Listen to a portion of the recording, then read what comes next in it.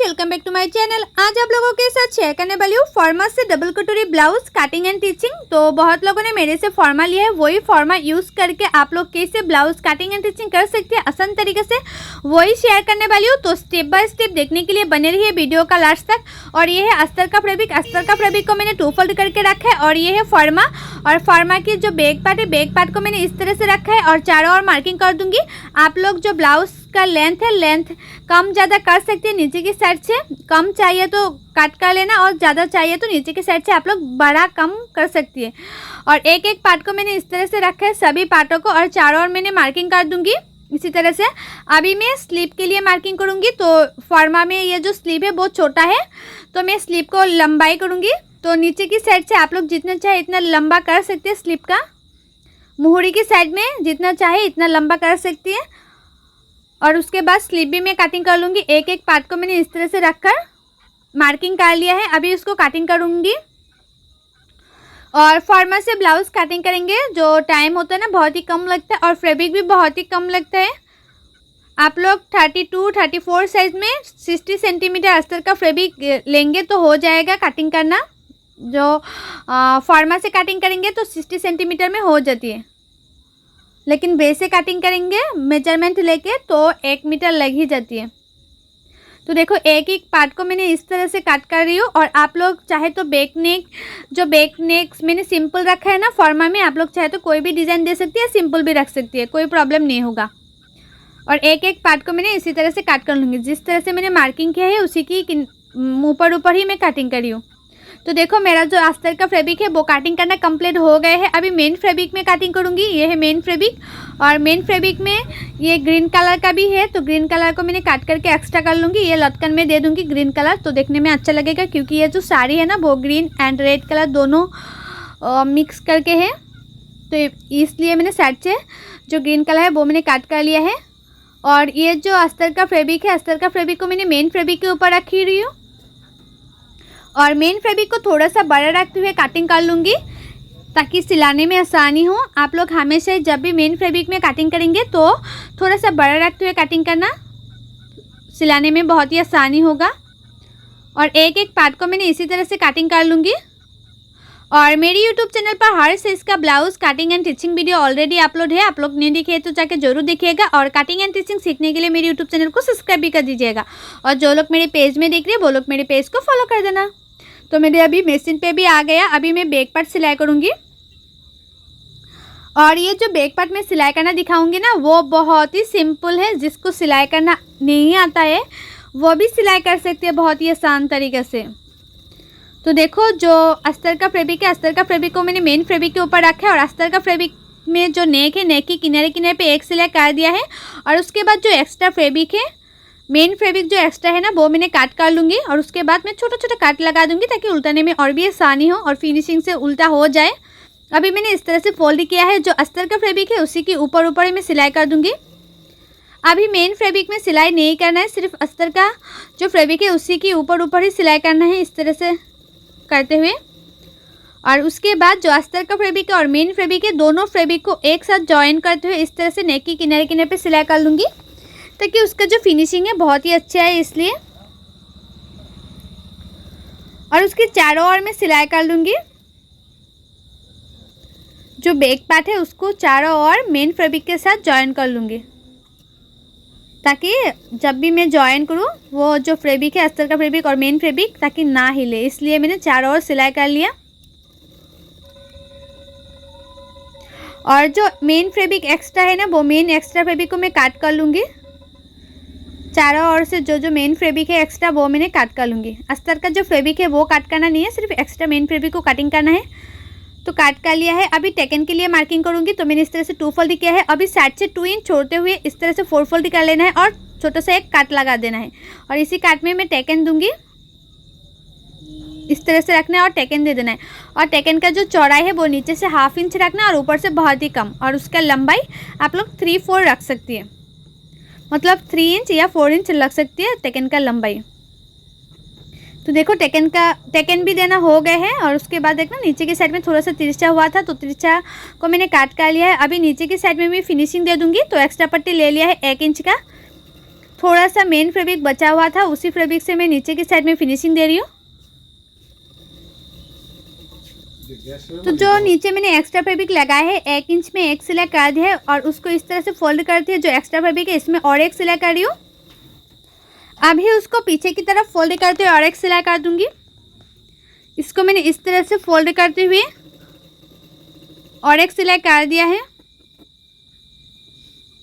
तो फिनिशिंग देना हो गया है नीचे की साइड में। अभी जो नेक है, नेक की किनारे किनारे पे मैं इस तरह से लेस लगाऊंगी, देखने में और भी अच्छा लगेगा। आप लोग चाहे तो इस तरह से लेस लगा भी सकते हैं या सिंपल भी रख सकती है, लेकिन लेस लगाने से देखने में ना और भी अच्छा लगता है। क्योंकि ये जो ब्लाउज है उसके बैक साइड में कुछ भी नहीं था, कुछ डिज़ाइन नहीं था, इसलिए मैंने इस तरह से लेस लगा दिया है। और आप लोग लेस जब भी लगाएंगे ना तो ज़्यादा खींच देना नहीं है लेस को, सिर्फ हल्के हल्के हाथों से नेक के किनारे पे रखना है और सिलाई कर देना है। तो बैक साइड तो कंप्लीट हो ही गया है। अभी फ्रंट पार्ट सिलाई करूँगी। तो फ्रंट पार्ट के लिए ये जो कटोरी का पार्ट है, सेकंड कटोरी का पार्ट, तो एक एक पार्ट को इस तरह से रखकर उसके बाद चेक करते हुए चारों ओर सिलाई कर देना है।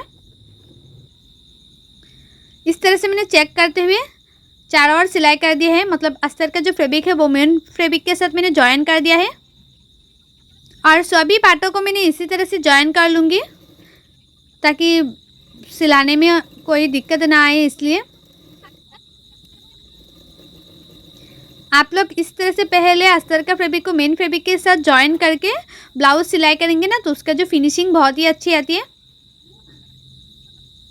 तो एक एक पार्ट को मैं हमेशा चेक करते हुए सिलाई करती हूँ ताकि बाद में कोई गलती ना हो, उल्टा पुल्टा ना हो कि दोनों पार्ट एक ही साइड में सिलाई कर लिया। वैसा ना होने के लिए मैंने पहले चेक करके सिलाई करती हूँ। आप लोग भी इस तरह से चेक करते हुए सिलाई कर लेना।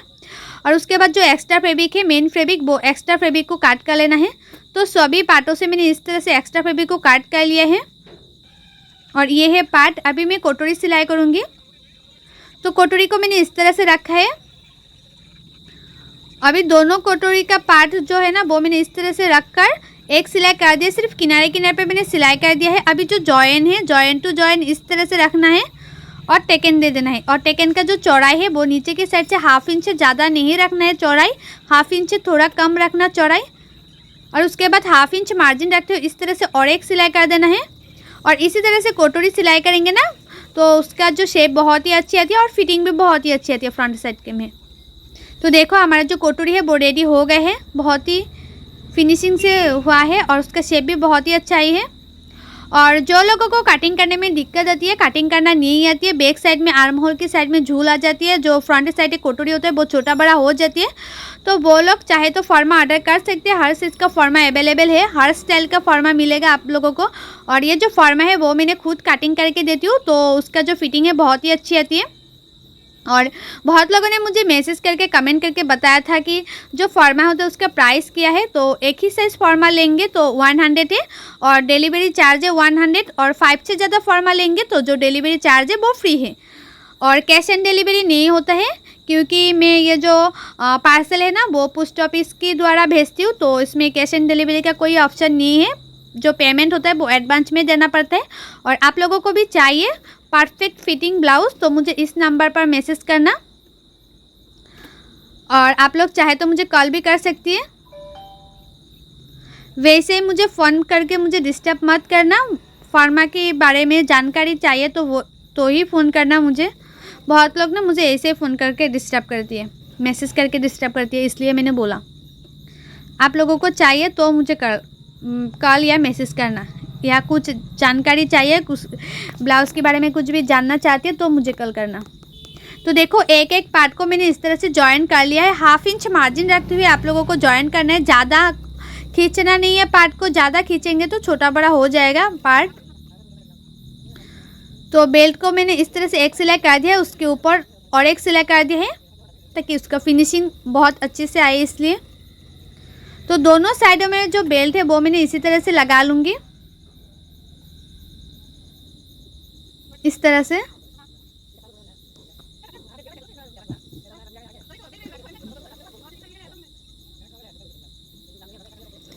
हाफ इंच मार्जिन रखते हुए बेल्ट को सिलाई करना है, ज़्यादा मार्जिन रखते हुए नहीं।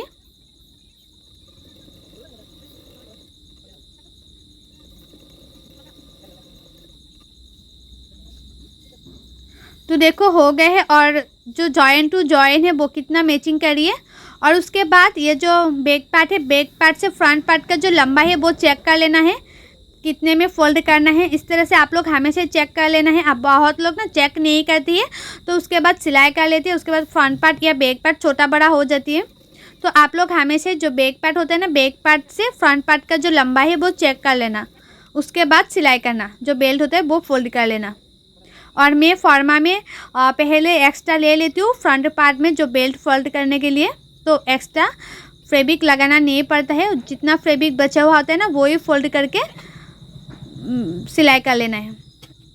और जो नेक्स्ट पार्ट है वो भी मैंने इस तरह से मेजरमेंट लेते हुए फोल्ड करके सिलाई कर लूँगी।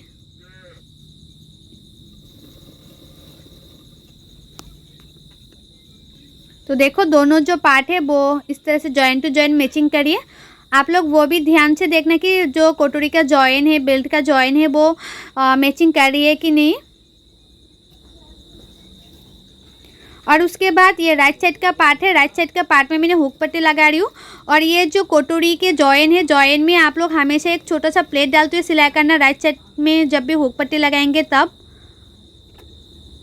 तो मैंने एक छोटा सा प्लेट डाला है, राइट साइड का जो पार्ट है कटोरी की फ्रंट साइड में मैंने छोटा सा प्लेट डाला है ताकि जो हुक पट्टी है उसका फिनिशिंग अच्छी तरह से आए, इसलिए। अभी उसको पीछे की तरफ फोल्ड करते सिलाई कर लूँगी। इसी तरह से ना हुक पट्टी लगाएंगे तो फ्रंट साइड का जो हुक पट्टी है बहुत ही अच्छा फिनिशिंग आती है और फ्रंट साइड में देखने में भी बहुत ही अच्छा लगता है। बहुत लोग वैसे ही छोड़ देती है, हुक पट्टी अच्छी तरह से नहीं लगाती है, तो फ्रंट साइड का जो फिनिशिंग है वो अच्छी तरह से नहीं आती है। आप लोग कटिंग अच्छी तरह से करेंगे तो टिचिंग अच्छा होगा, टिचिंग अच्छा होगा तो फिटिंग भी बहुत ही अच्छा होगा। तो आप लोग ध्यान से कटिंग एंड टिचिंग अच्छी तरह से करना, अच्छा फिटिंग पाने के लिए। तो देखो ये जो राइट साइड का पार्ट है हुक पट्टी लगाना कितना फिनिशिंग से हो गया है। अभी लेफ्ट साइड में हुक पट्टी लगाऊंगी, तो उसके लिए जो लेफ्ट साइड का पार्ट है वो मैंने इस तरह से उल्टा करके रखा है। और लेफ्ट साइड का जो हुक पट्टी का चौड़ाई है वो मैंने 4 इंच रखा है। और जो राइट साइड का हुक पट्टी का चौड़ाई है वो आप लोग 2 इंच रखना, 2 इंच या 3 इंच रखना।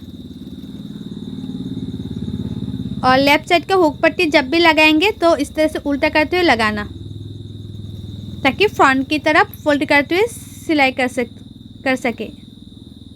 तो उसको इस तरह से मैं फोल्ड करते हुए सिलाई कर लूँगी, तो फ्रंट साइड में जो फिनिशिंग है बहुत ही अच्छी आती है।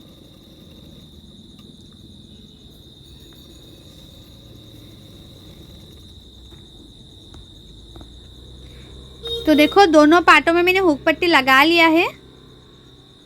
अभी मैंने इस तरह से चेक कर लूँगी। और फ्रंट नेक का जो शेप है वो अच्छी तरह से आया कि नहीं वो भी चेक कर लेना। थोड़ा सा तिरछा आएगा, जो अच्छी तरह से नहीं आएगा तो एक्स्ट्रा जो रहेगा, मतलब एक्स्ट्रा फैब्रिक रहेगा तो काट कर लेना, मतलब शेप की तरह काट कर लेना नेक। तो मेरा ये जो नेक का शेप है बहुत ही अच्छा था, गुलाई अच्छी थी, तो इसलिए मैंने नहीं काटिंग किया है।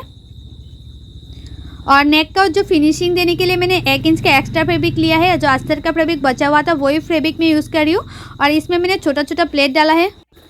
अभी उसको इस तरह से उल्टा करते हुए, मतलब इस तरह से फोल्ड करते हुए जो एक्स्ट्रा फैब्रिक लगा है ना, एक्स्ट्रा फैब्रिक में और एक सिलाई कर दूँगी ताकि पीछे की तरफ फोल्ड करने में और भी आसानी हो, इसलिए।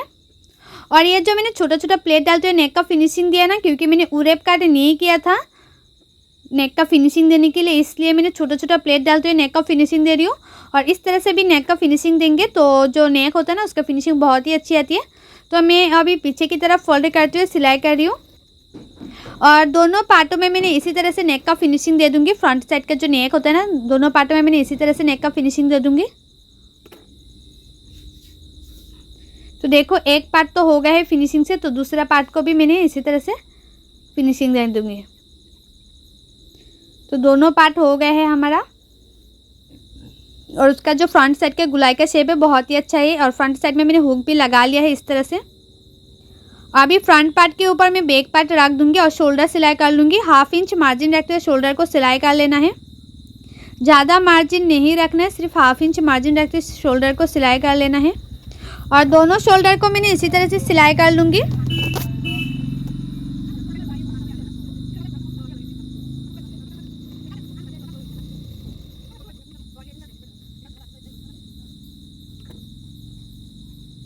और दोनों शोल्डर को सिलाई करने के बाद दोनों पार्टों को इस तरह से मिलाना है और साइड से एक एक सिलाई कर देना है। तो मैंने साइड से एक एक सिलाई कर रही हूँ और फिटिंग के लिए जो सिलाई है वो स्लीव लगाने के बाद करूँगी। अभी मैं सिर्फ एक एक सिलाई किनारे किनारे पे कर रही हूँ।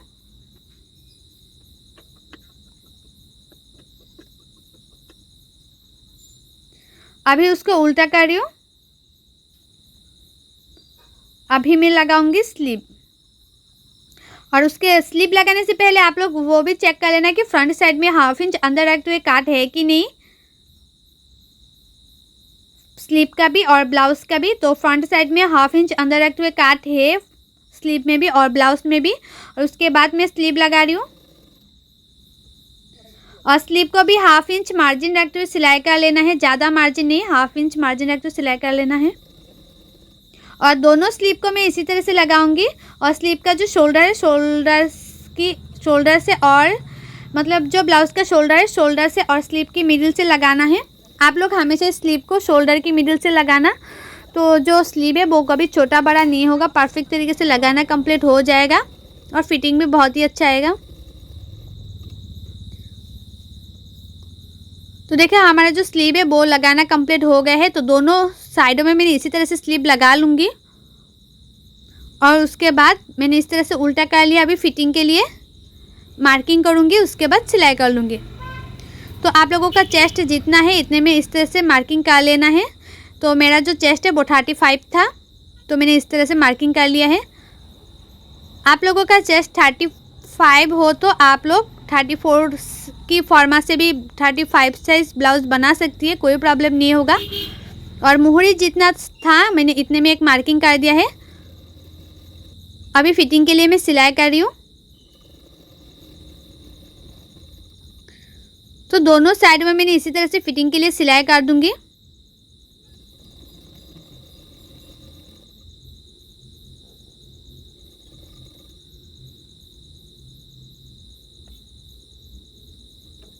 आप लोग ना इसी तरह से मार्किंग करते हुए फिटिंग के लिए सिलाई करेंगे तो जो ब्लाउज होता है ना उसका फिटिंग परफेक्ट आती है।